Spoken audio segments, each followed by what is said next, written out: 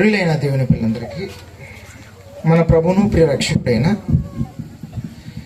క్రీస్తు వారి పుణ్యనామన మీ అందరికీ మరొకసారి శుభములు వందనములు ప్రియులరా. మరి దైవజనులకు అలాగే కుటుంబం వారికి చేరువచ్చిన సంఘం అంతటికి కూడా వందనములు తెలియజేస్తూ దేవుని యొక్క ఉన్నతమైన మాటలను ఈ కొద్ది నిమిషాల్లో మనం ఆలోచన చేద్దాం. ఈరోజు మరి సోదరులు శివకుమార్ గారు అలాగే వారి సతీమణి వారికి పుట్టిన గర్భఫలం, ఆ గర్భఫలం యొక్క పుట్టినరోజు అలాగే నామకరణ సందర్భంగా మనమందరం కూడా ఈ విధంగా దేవుని యొక్క మాటల ముందు ఆయన మాటలను స్మరించడానికి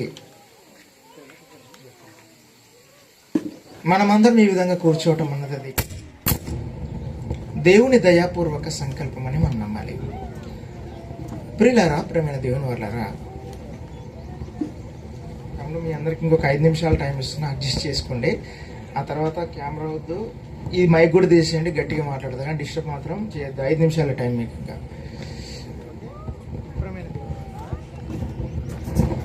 దేవుడు దివ్యమైన గ్రంథంలో ప్రపంచ మానవాళికి లేదా మనుషులుగా ఉన్న ఈ సమాజానికి అవసరమైన ఎన్నో సంగతులను దేవుడు తన దివ్యమైన గ్రంథంలో రాయించి పెట్టాడు.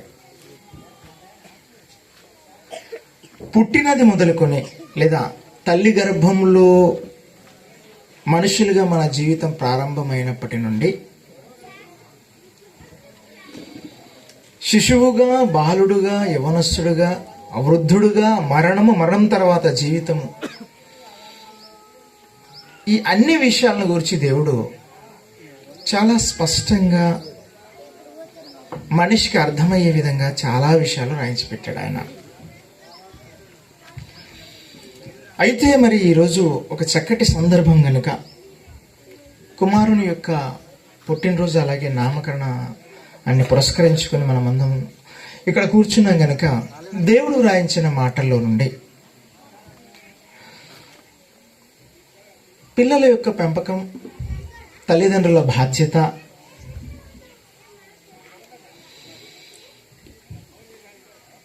వీటిని గురించి దేవుడు ఎలాంటి విషయాలు రాయించాడో కొద్ది నిమిషాలు మనం దేవుని వాక్యాన్ని మనం ధ్యానం చేద్దాం. ఒకసారి బైబిల్లో రాయబడిన మాట మనం చూసుకోగలిగితే ప్రియులరా, సామెతల గ్రంథంలోని ఒక మాటను చదువుకుందాం. సామెతల గ్రంథం 22వ అధ్యాయము 6వ వచనాన్ని మనం చదవగలిగితే, సామెతల గ్రంథము 22వ అధ్యాయము 6వ వచనాన్ని మనం చదువుకుందాం. బాలుడు నడవవలసిన త్రోవను వానికి నేర్పము, వాడు పెద్దవాడైనప్పుడు దాని నుండి తొలగిపోడు అని అన్నాడు. ఏమన్నాడు?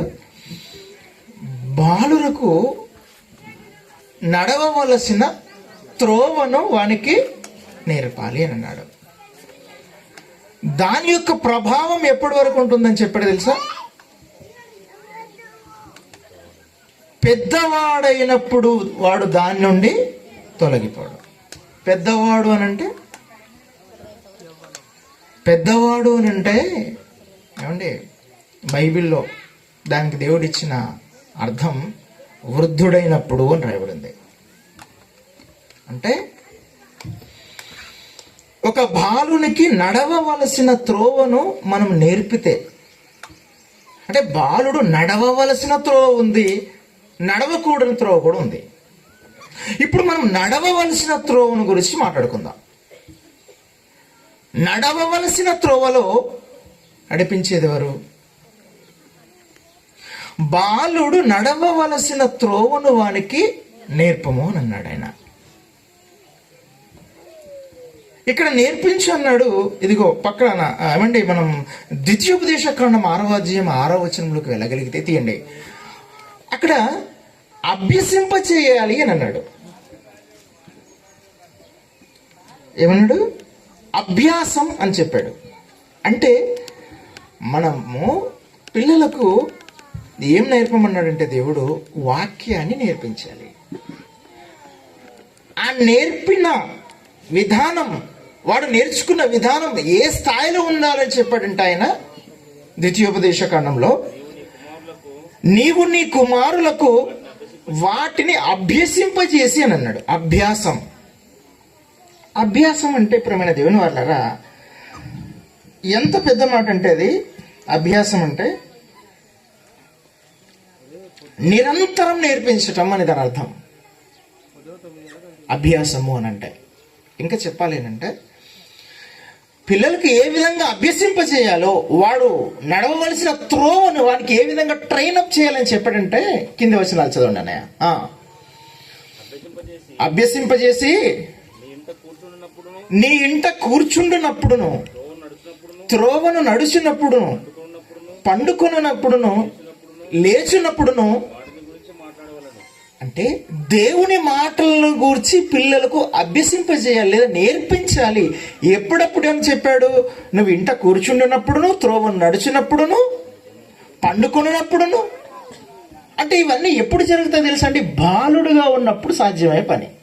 మీరు చూసుంటారు, ఒక తల్లి తన కుమారుడిని ఏమండి ఎత్తుకునే పరిస్థితులు, అప్పుడప్పుడు నడుస్తున్న పరిస్థితులు వాడు ఉన్నప్పుడు, అమ్మ కిచెన్ రూమ్లోకి వెళ్తే వాడు కిచెన్ రూమ్లోకి వెళ్తాడు, అమ్మ బయటికి వస్తే వాడు బయటికి వస్తుంటాడు, అమ్మ పడుకుంటే వాడు పడుకోవడానికి వెళ్తాడు, అమ్మ ఎటు తిరిగితే అక్కడ వస్తుంటాడు. ఎప్పుడు అది? బాలుడుగా ఉన్నప్పుడు. అంటే ఈ యొక్క తల్లికి కుమారునికి మధ్య ఏముంటుంది తెలుసా అండి? ఒక ప్రేమ మాత్రమే. ఇంకా చెప్పాలంటే వాని ప్రపంచం ఏదైనా ఉంది అంటే తల్లి లేదా తండ్రి, అంతే. ఇంకా వేరే ప్రపంచం తెలియదు వాడికి. వాడికి తల్లే ప్రపంచముగా ఉన్నప్పుడు, తండ్రే ప్రపంచంగా ఉన్నప్పుడు, మనం వాని హృదయంలో వాక్యాన్ని, దేవుని మాటలను అభ్యసింప చేయాలి అన్నాడు దేవుడు. ఎందుకంటే ప్రేమ ఉన్న చోట వాక్యం ఫలిస్తుంది. ఆ కుమారునికి తల్లికి మధ్య ఉన్నది అపారమైన ప్రేమ. ఏమండి, ఆ కుమారునికి ప్రపంచం ఏదైనా ఉంటే అది అమ్మే, లేదా ప్రపంచం ఏదైనా ఉంది అని అంటే అది నాన్నే. వారి మధ్య ప్రేమ మాత్రమే ఉంటుంది. అలాంటి ప్రేమ వాతావరణంలో వాడు కూర్చున్నా, లేచినా, నిలవబడినా, పడుకున్నా, ఆ టైంలోనే పిల్లలకు దేవుని వాక్యాన్ని నేర్పించాలి. ప్రియమైన దేవుని వాళ్ళారా, దేవుడు ఒక మాట చెప్పాడంటే దాని యొక్క లోతు చాలా ఉంటుందండి. సత్యమైనది బహు దూరముగాను లోతుగానే ఉందన్నాడు. సత్యం అన్నది, వాక్యం అన్నది చాలా లోతైనది. చిన్నప్పుడు బాలుడు నడవవలసిన త్రోవను వానికి నేర్పిస్తే వాడు పెద్దవాడైనప్పుడు కూడా దాని నుండి తొలగిపోడు అని అన్నాడు. పిల్లలు ఏమండి దేవుని మాటల ప్రకారం బ్రతకకపోతే వాడు ఏమంటే తప్పుడు అడుగులు వేస్తున్నప్పుడు కూడా బాలుని ఏమన్నా తెలుసా అంటే, ఒక తండ్రిగా బాలుని శిక్షించాలి అని అన్నాడు. బెత్తము వాడిని ఏమండి బెత్తం వాడని వాడట, వాడని తండ్రి కుమారునికి ఏమైపోతాడట? విరోధి అని రాయబడింది. ఒకసారి ఆ మాటలను చదువుకుని మనం ముందుకెళ్ళిపోదాం ప్రేమ దేవుని వాళ్ళారా. సామెతల గ్రంథము 13వ అధ్యాయము 24వ వచనం చదవండి. సామెతల గ్రంథము బెత్తము వాడని వాడు తన కుమారునికి, అదేంటి సాతాను కదా విరోధి మన పిల్లలకి. అంటే బెత్తము వాడని వాడు తన కుమారునికి, అంటే తండ్రి అయిన తర్వాత బెత్తం వాడాలా? తండ్రి శిక్షింపని కుమారుడు ఎవడు అన్నాడు హెబ్రీ పత్రిక. అంటే మన పిల్లల్ని క్రమమైన పద్ధతిలో పెట్టడానికి బెత్తం వాడమని చెప్పాడు దేవుడే. బెత్తం వాడడం అంటే ఏదో వాడిని దండించడం, వాడిని ఏమంటారు, వాడిని కొట్టడం, శిక్షించడం కాదు, వాడిని క్రమశిక్షణలో ఉంచటం. వాడిని క్రమశిక్షణలో ఉంచడానికి దేవుడు చెప్పాడు బెత్తం వాడడం. వాడిని చావబడడానికి, వాడిని చంపేయడానికి కాదు దాని అర్థం. ప్రియమైన దేవుని వాళ్ళారా, దేవుడు ఈ మాటలన్నీ ఎందుకు చెప్పాడు తెలుసా? ఇప్పుడున్న పరిస్థితుల్లో సమాజం చాలా భయంకరంగా ఉంది. ఏమన్నాడు తెలుసా అండి కొరింథీ పత్రికలో, దుష్ట సాంగత్యము ఏం చేస్తుందట? దుష్ట సాంగత్యము మంచి నడవడిని చెరుపును. 15వ అధ్యాయంలో ఉంటది కదా కొరింథీ పత్రికలో 33 వచనాల్లో. దుష్ట సాంగత్యము మంచి నడవడిని చెరుపును అంటే దాని అర్థం ఏంటి చెప్పండి? నీ కుమారుడు మంచోడే, అవును మంచోడే, దేవుడు కూడా అదే అంటున్నాడు. నీ కుమారుడు నీ కుమార్తె మంచిదే, కానీ మంచి నడవడిని చెరిపేస్తుందట. ఏది? దుష్ట సాంగత్యం. ఎప్పుడైతే నీ కుమారుడు పెద్దోడైపోయి సమాజంలోకి వెళ్ళిపోయాడో వాడు మంచోడుగానే బయలుదేరతాడు. దేవుడు కూడా చాలా జాగ్రత్తగా రాయించాడు చూసారా. మంచి నడవడిని చెరుపును, మంచివాడినే చెరిపేస్తుందట. ఏది? దుష్ట సాంగత్యం. దుష్ట సాంగత్యం అంటే ప్రపంచంలో వాడికి ఎలాంటి స్నేహితులు ఉన్నారన్నది చాలా ముఖ్యం. దేవుడు చూసారా, తల్లిదండ్రుల నుంచి మెల్లగా స్టెప్ ఎక్కడికి వేసాడు దేవుడు? సాంగత్యం అంటే స్నేహితుల దగ్గరికి వేసాడు. దుష్ట సాంగత్యం అట మంచివాడిని కూడా చెరిపేస్తుంది అని చెప్పాడు. దీనికి ఒకటి నేను ఉదాహరణ చెప్తాను చూడండి. తల్లిదండ్రుల యొక్క లక్షణాలు అనేటివి, తల్లిదండ్రుల యొక్క చేష్టలు లేదా తల్లిదండ్రుల యొక్క లక్షణాలు అనేటివి పిల్లలకి 15% వస్తాయట. మిగతా 85% వాడు ఏ వాతావరణంలో పెరుగుతున్నాడు, వాడు ఎక్కడ చదువుకుంటున్నాడు, లేదా ఎలాంటి పరిస్థితుల మధ్య ఉన్నాడు, ఎలాంటి స్నేహితులు ఉన్నారు, ముఖ్యంగా తల్లిదండ్రుల కంటే కూడా వాడి చుట్టూ ఉన్న స్నేహితుల ప్రభావం వలనే వారి జీవితం మారిపోతుంది అని చెప్పేసి ఒక ఆవిడ చెప్పిందండి.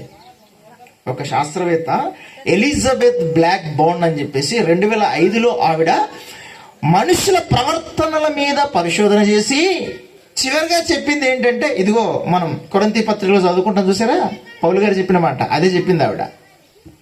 మన శరీరం ఉంది కదమ్మా, ఈ శరీరం అంతా కూడా ఏమన్నా ఇటుక కలిస్తే గోడ ఎట్లా అవుతుందో, చిన్న సెల్స్ మొత్తం కలిగితే మన బాడీ శరీరం అవుతుంది. సెల్లో న్యూక్లియస్ అనేది ఉంటుంది, దాంట్లో క్రోమోజోమ్లను ఉంటాయి, దాంట్లో ఒక డిఎన్ఏ ఉంటుంది, ఆ డిఎన్ఏలో టెలిమార్స్ అని ఉంటాయి. ఆ టెలిమార్స్ మీద పరిశోధన చేసింది ఆవిడ. ఏంటంటే మనుషుల ప్రవర్తన అలా ఉంది అని చెప్పేసి అంటే పరిశోధన చేసి, ఆ పరిశోధన తేల్చిన విషయం ఏంటంటే, ఆ టెలిమార్స్ మీద పరిశోధన చేసినప్పుడు తల్లిదండ్రుల ఆలోచనలు, వారి మంచి అలవాట్లు అన్నీ కూడా 15% వస్తాయట.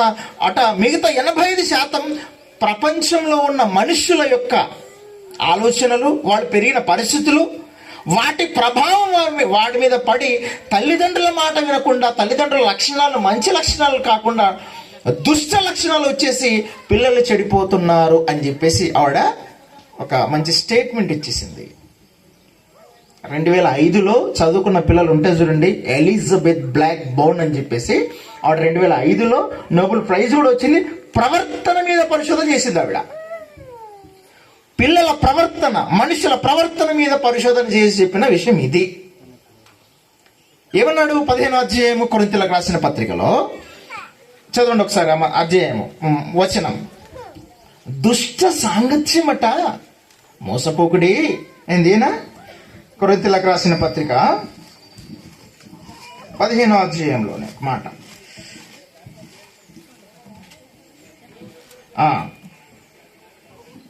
32వ వచనం. కొరింథీయులకు రాసిన మొదటి పత్రిక 15వ అధ్యాయము 32వ వచనంలో 2వ మాట. రేపు చనిపోదుము గనుక తిందుము త్రాగుదుము, మోసపోకుడి, దుష్ట సాంగత్యము మంచి నడవడిని. ఏమన్నాడు? రేపు చస్తాం కానీ మంచి తాగుదాం తిందాం రా అంటున్నారట. రేపు చనిపోదుము గనక, అంతేనా రాబడింది అక్కడ? రేపు చనిపోదుము గనక తిందుము త్రాగుదము, మోసపోకండి, దుష్ట సాంగత్యము మంచి నడవడిని చెరుపును అన్నాడు. అంటే మంచోన్ని కూడా దుష్ట సాంగత్యం. అవును, తల్లిదండ్రులు మంచి వాళ్ళే, వాళ్ళ తాతలు మంచి వాళ్ళే, పిల్లలు కూడా మంచి వాళ్ళే. ఇక్కడ ఎక్కడ సమస్య వచ్చింది? దుష్ట సాంగత్యం అట ఏం చేసింది? మంచి నడవడిని చెరుపు. దుష్ట సాంగత్యం మంచి నడవడిని చెరిపిందా? అంటే మంచివాడిని కూడా చెరిపేసేంత ప్రభావం ఈ ప్రపంచానికి ఉందా? అవును, ఈ సాంగత్యానికి ఉంది. వాడు ఎలాంటి ఏమండి అమ్మాయిలైనా సరే, ఆడపిల్లలు, వాళ్ళు ఎలాంటి పరిస్థితుల మధ్య తిరుగుతున్నారు, ఎలాంటి ఫ్రెండ్స్ ఉన్నారా మీకు? వీటి మీద వారి యొక్క 85% లైఫ్ డిపెండ్ అయి ఉంటుంది అని చెప్పారు. చూడండి, ఎలిజబెత్ బ్లాక్ బోర్న్ అని చెప్పేసి డిఎన్ఏలో ఉన్న టెలిమర్స్ మీద పరిశోధన చేసి పూర్తిగా చెప్పిన విషయం ఇదే. దుష్ట సాంగత్యమట మంచి నడవడిని చేరిపోను. అందుకేనండి తల్లిదండ్రులుగా ఉన్నవారు వారి గర్భాన్న పిల్లలు ఉన్నప్పుడే ఏదైనా సమస్య వస్తే ఎవరిని ఆశ్రయించాలో తెలుసా అండి? ఏమండి ఎవరిని ఆశ్రయించాలో తెలుసా? ఒకసారి ఆదికాండంలో రాయబడిన మాట మనం ఒకసారి చదవగలిగితే, ఆదికాండంలోని 25వ అధ్యాయము రిబ్కాను గురించిన సందర్భం. ఆదికాండము 25వ అధ్యాయము అండి ఎన్నో వచ్చిన 22 వచ్చిన చదవండి ఒకసారి. 25వ అధ్యాయము. ఆమె గర్భంలో శిశువులు ఒకనితోనొకడు పెనుగులాడిరి గనుక ఆమె ఇలాగైతే నేను బ్రతుకుట ఎందుకుని అనుకుని ఈ విషయమై యెహోవాను అడుగ వెళ్ళెను. తల్లి గర్భంలో పిల్లల సమస్యలు ఏంటండి? 2 పిల్లలు ఉన్నారు, ఏదో గందరగోళం అవుతుంది నాకు అని చెప్పి అసలు ఏం జరుగుతుందని చెప్పేసి ఆవిడ ఏం చేసింది తెలుసా? ప్రార్థన చేసింది. ఈ విషయమై ఎవరికి సంప్రదించింది ఆవిడ? దేవుణ్ణి అడగటానికి వెళ్ళింది. మన గర్భంలో పిల్లలున్నప్పుడే తల్లులకు చెప్తున్న మాట దేవుడు, మన గర్భంలో మీ గర్భాల్లో పిల్లలున్నప్పుడే ఎవరిని సంప్రదించాలి అని అంటే ప్రార్థనలో దేవుణ్ణి సంప్రదించాలి. గర్భంలో ఉన్న బిడ్డ విషయమై దేవునికి ప్రార్థన చేయాలి. విషయం ఏంటి అక్కడ? విషయం ఏంటి? మరల చదవండి. విషయం ఏం చెప్పాడు ఆయన? ఆమె గర్భములో శిశువులు ఒకనితో ఒకడు పెనుగులాడిరు గనుక ఆమె ఇలాగైతే బ్రతుకుట ఎందుకని అనుకుని ఈ విషయమై యెహోవాను అడగవలెను. ఏ విషయమై? గర్భంలో ఉన్న పిల్లల విషయమై. మొత్తానికి ఎవరిని అడగడానికి వెళ్ళింది?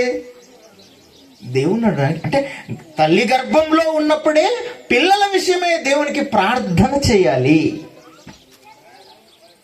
మొట్టమొదటగా ప్రతి గర్భవతి, ప్రతి తల్లి తెలుసుకోవాల్సిన ముఖ్యమైన విషయం ఏంటంటే దేవుణ్ణి సంప్రదించాలి, దేవునికి ప్రార్థన చేయాలి పిల్లలు గర్భంలో ఉన్నప్పుడే. మరి చూశారు కదా, హన్నా తన జీవిత కాలంలో చూడండి, ఆవిడ కూడా దేవునికి ప్రార్థన చేసినట్టుగా. ఇదిగో సమూయేలు గారి గురించి మనం చదువుకుంటాం కదా. సమూయేలు గారు ఏమండి మరి భూమి మీదకి రాకమునుకు మునుపు కూడా అండి అన్న ప్రార్థన చేసినట్టుగా మనం చూస్తాం. ప్రియమైన దేవుని వాళ్ళారా, అంటే దేవుడు ఒక విషయాన్ని చెప్పాడు అంటే అది ఖచ్చితంగా 100% రైట్ ఉంటుంది తప్ప రాంగ్ అనేది ఉండదు. అంటే దుష్ట సాంగత్యము మంచి నడవడిని చెరుపుతుంది అని అంటే మీరు ఆలోచించండి, ప్రపంచం యొక్క ప్రభావం మనుషుల పైన ఏ స్థాయిలో ఉందో అండి. ఇంకా చెప్పాలంటే సరే, దేవుని కోసం ఏమండి పిల్లల కోసం దేవునికి ప్రార్థించే తల్లిదండ్రులు చాలా తక్కువ కానివ్వండి, పిల్లలని నరకానికి పంపించే తల్లిదండ్రులు మాత్రం చాలా మంది ఉన్నారండి నిజంగా చెప్పాలంటే. ఎందుకంటే పిల్లల కొరకు ప్రార్థన చేయరు, వారికి వాక్యము నేర్పించరు. అంటే చరిత్రలో మెలెకు అని చెప్పేసి ఒక దేవత ఉండేదన్నమాట. ఇజ్రాయేల్ అనేవారు ఏమండి మెలెకు దేవతకి ఇలా ఉంటుందండి ఆ దేవత. ఇలా ఉంటుంది దేవత. ఇట్లా చేతులు పెట్టేసుకుని ఒక మొత్తం ఎద్దు ముఖం పెట్టేసి ఇలా ఉంటుంది అనమాట. ఇలా ఉంటే అక్కడ కింద అగ్ని పెట్టేసి ఆ ఇజ్రాయేల్ ప్రజలు దేవుని మాటను తిరస్కరించి ఏం చేశారు తెలుసా? ఆ పసిపిల్లల్ని తీసుకొచ్చేసి అగ్నిగుండంలో పెట్టేసేవారట. ఎందుకు అని అంటే మా వ్యవసాయం బాగుంటుంది, ఇంకా మాకు ఎక్కువ పిల్లలు పుడతారు అని చెప్పేసి పిల్లల్ని అగ్నిగుండంలో వేసేవారట. ఇది ఏమండి, ఇది బైబిల్లో కొంచెం ఉంది కానివ్వండి, ఏమండి వేరే మన యూదా టాల్మెంట్స్లో కానివ్వండి, బాబిలోనియన్ టాల్మెంట్స్ అని వేరే గ్రంథాలు ఉంటాయి. అక్కడైతే ఈ మెలకు దేవతల గురించి విపరీతంగా రాసి పెట్టారు. అంటే ఏం చేసేవారు అంటే మేం బాగుండాలి అని చెప్పేసి వాళ్ళు ఏం చేసేవారంటే పసిపిల్లలు తీసుకొచ్చి అగ్నిగుండంలో పెట్టేసేవారట. లేవియాకాండంలో ఒక మాట చదువుకుని ముందుకెళ్ళిపోదాం. లేవియాకాండంలో ఒక మాట మనం చదువుకోగలిగితే ప్రేమ దేవున్నారు 18వ అధ్యాయం 21వ వచనం చదువుకుందాం. లేవియాకాండం 18వ అధ్యాయం 21వ వచనం. నువ్వు ఏమాత్రమును నీ సంతానమును మెలేకు నిమిత్తము అగ్నిగుండము దాటనేయకూడదు. దేవుడు ఎంత చక్కగా చెప్పారు చూడండి. పిల్లల్ని ఏం చేస్తారంటే అప్పుడు ఏమండి, కనాను ప్రాంత ప్రజల యొక్క ఆలోచనలకు సాంగత్యానికి అలవాటైపోయిన వీళ్ళు, ఈ దుష్ట సాంగత్యానికి అలవాటైపోయిన ఈ ఇజ్రాయేలీలు కూడా ఏం చేస్తారట తెలుసా అండి? మెలకు దేవతకు చేసినట్టుగా వీళ్ళు కూడా వెళ్ళి అగ్నిగుండానికి ఇచ్చేస్తారట పిల్లల్ని. మనం చదువుకున్నాం కదా ఏమని, దుష్ట సాంగత్యము మంచి నడవడని చెరుపును. మిర్రర్ ట్రీట్మెంట్ అని చెప్పేసి ఈ మధ్యన వచ్చేసిందండి. సైకలాజిస్టులు ఒకటి ప్రయత్నం చేస్తుంటారు, మిర్రర్ ట్రీట్మెంట్. మన పెద్దవాళ్ళు కూడా అంటారు, వీడు వానితో కలిసి 6 నెలలు తిరిగితే వాడు వీడైపోతాడు అంటారు చూసారా. Mirror treatment. 6 నెలలు కలిసి తిరిగితే వాడు వీడైపోతాడట. అంటే మంచోడు కూడా చెడిపోతాడు అంటే దుష్ట సాంగత్యం. ఇదిగో ఇజ్రాయేల్ కూడా చూడండి, ఆ మెలకు దేవతకి వెళ్ళి జీవం గల దేవుని విడిచిపెట్టి అగ్నిగుండంలో వేసేస్తున్నారట వాళ్ళలాగే. అరే మీరు అట్లా చేయకండి రా అని చెప్పాడు దేవుడు. మరి వాళ్ళు మాత్రమే చేస్తున్నారా, మనం చేయట్లేదు అనుకుంటున్నారేంటి? అగ్నిగుండానికి తల్లిదండ్రులే పిల్లల్ని పంపిస్తున్నారండి చెప్పాలంటే. ఎందుకంటే ఆ పిల్లల్ని గర్భవతి మొదలుకొని వాడు పెద్దవాడయ్యేంత వరకు తల్లిదండ్రులకి చేతనైన దినములు దేవుని వాక్యంలో పెంచాలి పిల్లల్ని. వాక్యం తప్పించి మిగతా అవన్నీ నేర్పిస్తారండి. అసలు నిజంగాండి యేసుక్రీస్తు వారు కూడా చూడండి, సమాజంలోకి వాక్యాన్ని తీసుకెళ్తున్నప్పుడు పిల్లలకు ఏమంటే కంఫర్ట్ లైఫ్ ఇవ్వలేదండి. చాలా మంది అనుకుంటారు మా పిల్లలు బాగా సుఖపడాలి, అంతే కష్టపడకూడదు. ఈ సమాజంలో దేవుని కొరకు నిలవబడాలి, కుటుంబం కొరకు నిలవబడాలి, సమాజాన్ని చక్కదిద్దాలి అని అంటే యేసుక్రీస్తు వారు ఇచ్చిన ట్రైనింగ్ తెలుసా అండి శిష్యులకు? ఎంత కఠినమైన ట్రైనింగ్ ఇచ్చారు తెలుసా మీకు? 10వ అధ్యాయం మత్తయి సువార్త ఒకసారి ఆ మాటలు చదవగలిగితే ప్రియమైన దేవుని వారలారా, యేసుక్రీస్తు శిష్యులకు ఇచ్చిన ట్రైనింగ్ ఎంత కఠినమైనదంటే మీరు ఆశ్చర్యపోతారు ప్రియమైన దేవుని వారలారా. 10వ అధ్యాయము 5వ వచనాన్ని మీరు ఒకసారి చదవండి. యేసు 12 మందిని పంపుచు వారిని చూచి వారికి ఆజ్ఞాపించినదేమనగా,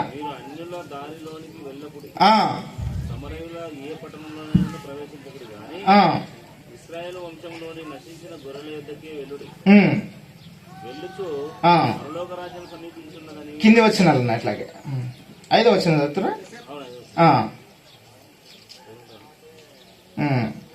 ఇదిగోండి 9వ వచనం. సో 9వ వచనం ఏం చెప్పాడు చదవండి. మీ సంచులలో బంగారమునైనను వెండినైనను రాగినైనను ప్రయాణము కొరకు జాలనైనను 2 అంగీలనైనను చెప్పులనైనను చేతి కర్రనైనను సిద్ధపరచు కొనకుడి. ఏం చెప్పాడు తెలుసండి? యేసుక్రీస్తు వారు తన శిష్యులను సమాజంలోకి పంపిస్తున్నప్పుడు మీరు వెళ్ళేటప్పుడు 2 అంగీలు తీసుకెళ్ళకండి, దేవుడు చూసుకుంటాడు. మీరు వెళ్ళేటప్పుడు 2 అంగీలు తీసుకోవద్దట. మీ సంచుల్లో బంగారమైన వెండి అయిన రాగి అయిన ప్రయాణం కొరకు జాలినైన 2 అంగీలనైనా చెప్పులనైనా చేతి కర్రనైనా సిద్ధపరచుకోనప్పుడు. ఇది కంఫర్ట్ లైఫా మీరు చెప్పండి? లగ్జరియస్ లైఫా? దేవుని నమ్మాలి, దేవుడు ఇవ్వకపోతే ఏమన్నా కఠినమైన పరిస్థితులను కూడా ఎదుర్కోవాలని చెప్పేసి యేసుక్రీస్తు వారు తన శిష్యులకు నేర్పిన జీవన విధానం అది. దేవుడు చూసుకుంటాడు, మీరు వెళ్ళండి. లేకపోతే పట్టించుకోలేదా వాళ్ళు, తిరిగి వచ్చేసేయండి, దుమ్ము దులిపి కాళ్ళ దువ్వులు దులిపి వచ్చేసేయండి అని చెప్పాడు. అంటే ఎలాంటి పరిస్థితుల్లో అయినా ఈ సమాజంలో దేవుని కొరకు నిలబడటానికి ఏమీ లేకున్నా, రిక్తుడిగా ఉన్నా కూడా సమాజంలో దేవుని వాక్యాన్ని సమాజానికి అందించాలి.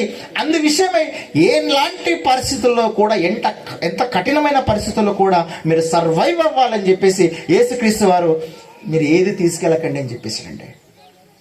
ఇదే విధానాన్ని ఇప్పటికీ నార్వే, జపాన్, ఆస్ట్రేలియా ఇలాంటి ప్రాంతాలలో ఏమండి కఠినమైన స్కూల్స్ ఉంటాయన్నమాట. అడవుల్లోకి పంపించేస్తారా, నీకు ఒక పుస్తకం ఇస్తున్నా, ఒక కర్ర ఇస్తున్నా, మీరు వెళ్ళండి అడవుల్లోకి. తిరిగి 3 నెలల తర్వాత రావాలి. ఎలా వండుకుంటారో ఏం తింటారో అంత కఠినమైన స్కూల్స్ ఉంటాయండి. అక్కడ పంపించేస్తారు, మీరు అక్కడ ట్రైన్ అప్ అవ్వాలి. సమాజంలో ఎలాంటి కఠినమైన పరిస్థితులు ఉన్నా కూడా మీరు తట్టుకొని తిరిగి రావాలని చెప్పేసి కఠినమైన ట్రైనింగ్ ఇచ్చేస్తుంటానంటే ఇప్పుడు కూడా. అంటే దాని అర్థం నేను ఏం చెప్పదలుచుకున్నానంటే ఇక్కడ మన పిల్లలని దేవుళ్ళో పెంచుతున్నప్పుడు కంఫర్ట్ లైఫ్లోనే నువ్వు పెంచాలనుకుంటే ఖచ్చితంగా వాడు దుర్మార్గుడైపోతాడు. మొన్న ఒక వార్త చెప్పనా, ఒక కూతురు అంటే తల్లిదండ్రులు బాగా చిన్నప్పటి నుంచి రిచ్గా పెంచారట పాపని, బాగా ఏమంటారు లగ్జరీస్గా పెంచారట. కొన్ని సంవత్సరాల తర్వాత వాళ్ళ డాడీ యొక్క బిజినెస్ లాస్ వచ్చేసరికి కింద కుటుంబం ఉన్న తర్వాత ఎట్లుంటాయి ఎకనామికల్ పొజిషన్స్, అప్ డౌన్స్ ఉంటాయి, డబ్బులు ఉంటాయి ఒకసారి ఉండవు కదా. ఇప్పుడు కుటుంబంలో పరిస్థితులంతా డబ్బులు తక్కువైపోయేసరికి ఎక్కడో సాఫ్ట్వేర్ ఉద్యోగం చేస్తున్న ఆవిడ ఆ డబ్బులు తక్కువైపోయినప్పుడు ఏం చేసిందట ఆ కూతురు, డే టైం అంతా ఉద్యోగం చేసి సాయంత్రం కానీ వ్యభిచారాలకు వెళ్ళిపోతుందట. ఎందుకు చెప్పండి? ఈ జీవితంలో ఎలాంటి కఠిన పరిస్థితుల్లో కూడా మీరు సర్వైవ్ అవ్వాలని తల్లిదండ్రులు చెప్పలేదు గనక తన గుణాన్ని, తన శీలాన్ని, తన క్యారెక్టర్ని పాడు చేసుకుంది. కారణం ఏంటి మీరు చెప్పండి. అంటే తల్లిదండ్రుల పెంపకం లోపం కాదా? అంటే లగ్జరీస్ లైఫ్ అలవాటు పడితే దాన్ని అలాగే కొనసాగించాలా? అందుకేనండి మనం ఎన్ని డబ్బులున్నా లేకపోయినా పిల్లల్ని కఠినమైన పరిస్థితుల్లో కూడా వాళ్ళు పెరగటానికి, అన్నిటిని ఎదుర్కొనటానికి సిద్ధం చేయాలి. తల్లిదండ్రులుగా ఉన్నవారు అన్ని రకాలుగా ట్రైనప్ చేయాలి. యేసుక్రీస్తు వారు ఏమన్నారు, మరలా మాట్లాడుతున్నాను, మీరు వెళ్ళినప్పుడు, సమాజంలోకి వెళ్ళినప్పుడు శిష్యులుగా ఉన్న మీరు లగ్జరీస్ లైఫ్ కాదు, ఎలాంటి పరిస్థితుల్లోనైనా కూడా మీరు సర్వైవ్ అవ్వాలి, జీవితాన్ని కొనసాగించాలి అని చెప్పేసి యేసుక్రీస్తు వారు తన శిష్యులకు ఇచ్చిన కఠినమైన శిక్షణ మీరు చూసారా? బంగారం వద్దు, లేకపోయినా పర్వాలేదు, వెండి లేకపోయినా పర్వాలేదు, ఏమన్నాడనే రాగినైనాను ప్రయాణం కొరకు బ్యాగ్ కూడా వద్దని చెప్పేసాడు ఆయన. పర్సు కూడా వద్దని చెప్పేసాడు ఆయన. ఇంకానే ఎన్ని అంగీలు? 2 అంగీలు. మన లైఫ్ ఎట్లుంది మీరు చెప్పండి. ఇప్పుడు మన లైఫ్ ఎట్లుంది? 2 అంగీలు ఉన్నాయి. మన లైఫ్ ఎంత లగ్జరీస్కుందండి. భక్తిని ఎలా కొనసాగించమని చెప్పాడు తెలుసా ఆయన? ఏమని చెప్పాడు తెలుసా అండి? మీరు అన్నము వస్త్రము కలిగిన వారయ్యుండి భక్తిని కొనసాగించాలి. తగు మాత్రపు వస్త్రాలు, అన్నము, మిగతా ఏమున్నా కూడా అన్నవస్త్రములుగా ఉండడానికి ఏమున్నా కూడా నీవు దేవుని దృష్టిలో ధనవంతుడవే, ధనవంతురాలవే చెప్పాలంటే. ఇక మనమేనుకుంటే ఎవరినో చూస్తాం, వాళ్ళతో పోటీ పడి ధనవంతులు అంటే వాళ్ళు రా అని అనుకుంటాం. నీకు అన్నము వస్త్రం ఉన్నాయా? అంతకు మించి ఇంకేమున్నా ఆయన ఒకటే అడుగుతాడు, అన్నం వస్త్రం ఇచ్చాను కదా నాయన, నీకు ఇచ్చావు, మరి భక్తిగా బతికేవా? ఇదే ప్రశ్న. ఇప్పుడు మరలా చదవండి, ఎన్నో అధ్యాయమైనా మత్తయి సువార్త 10వ అధ్యాయము 6వ వచనాలు చదవండి. మీ సంచులలో బంగారమునైనను, వెండినైనను, రాగినైనను, ప్రయాణము కొరకు జాలినైనను, 2 అంగీలనైనను, ఏమంటున్నా, చెప్పులనైనను, చేతి కర్రనైనను సిద్ధపరచుకొనకు. అంటే ఎలాంటి పరిస్థితుల్లోనైనా మీరు సర్వైవ్ అవ్వాలా? ఎలాంటి పరిస్థితుల్లోనైనా ఆడపిల్లలు ఉండి, మా మధ్యకాలంలో ఒక ఆవిడకు, ఒక అమ్మాయికి వాళ్ళ అమ్మ మేకప్ కిట్ ఇవ్వలేదని చెప్పేసి ఇంట్లో ఉన్న కర్రతో తల మీద కొట్టిందట. మహా తెలివే.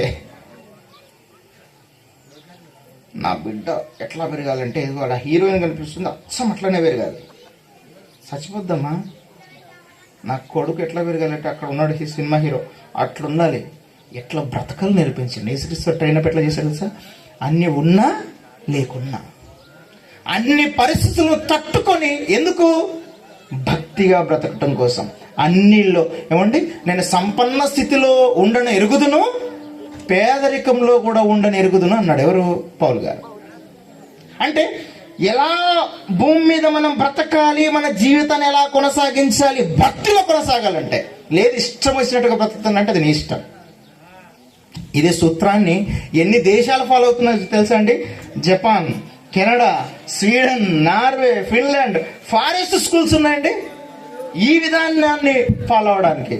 యేసుక్రీస్తు వారు చెప్పారు చూసారా, వాళ్ళకి మా పిల్లల్ని ఇలా ఈ విధంగా పెంచాలి, ఎలాంటి పరిస్థితుల్లోనైనా కూడా సర్వైవ్ అవ్వాలి వారి జీవిత కాలంలో అని చెప్పేసి చాలా స్కూల్స్ పెట్టేశారు. కొన్ని స్కూల్స్ పెట్టేశారు.